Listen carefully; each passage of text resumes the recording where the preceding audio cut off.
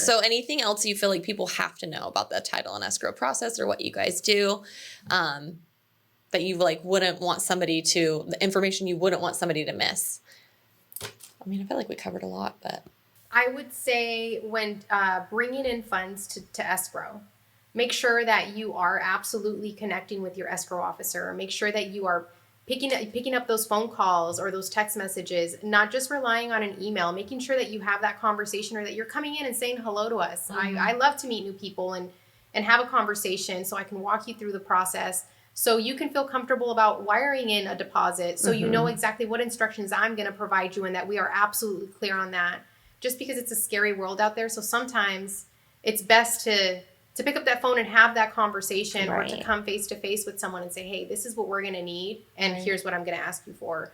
So that, to me, that's very, very important. Well, it's part of the education that like I touched a little bit about is, your typical consumer doesn't know what title and escrow is. So that's why you want to have a solid title and escrow team so that your buyers can or sellers feel comfortable picking up that phone and saying, hey, Ada, I have some questions. Can you please walk me through this? And she's fantastic at that. All of the girls, everybody on our company is great, but they do really take the time to just educate them and walk them, step by step. This is what's going to happen next. And we have all of these great tools and systems in place to where, we avoid things like wire fraud. Yeah, wire fraud. Or, missing something on title or, somebody that's on the deed that's not supposed to be or was supposed to be removed or, just a lot of stuff. There's a lot of nuances and a lot of things to be protected from, you know? Yeah. And that's what's so beneficial about you guys and what you guys do. And thank God for it because when you're pushing so many transactions through, that is something that is so nice to just lean on you guys and know it's going to be taken care of. Right.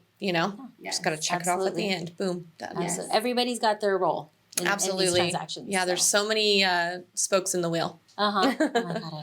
Like so often than not, escrow companies can kind of lean towards the seller side because that's usually who opens escrow prior to. It's not necessarily the requirement, but the customary here in Sacramento, a lot of agents will pre-open title, and so they have those relationships already built. But it was really nice, and that's exactly why I've continued to use you, Ada, because I had worked with you on the buyer side, and I've never been connected to by the escrow company directly. Like no one's ever called, no one's ever picked up the phone and called me and said, hey, I'm so excited to do this.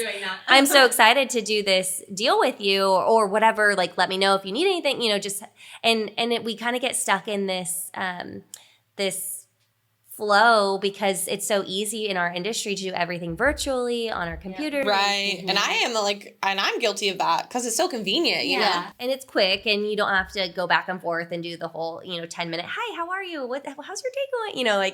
The small talk, you can just go directly and get it done. But it was really nice because it gave me that sense of you're ready to work for me and my side as well. It made me comfortable that this is truly a non-biased third party that is going to facilitate the transaction and the contract, not feeling like you have a side that you're working for, which is the intent for